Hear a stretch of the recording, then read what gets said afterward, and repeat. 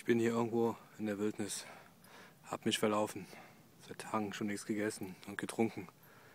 Und ich spüre, irgendwas verfolgt mich schon die ganze Zeit.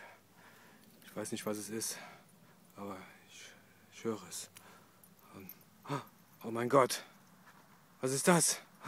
Ein Tier! Oh Gott! Schnell weg hier! Schnell weg! Oh, es kommt hinter mir her!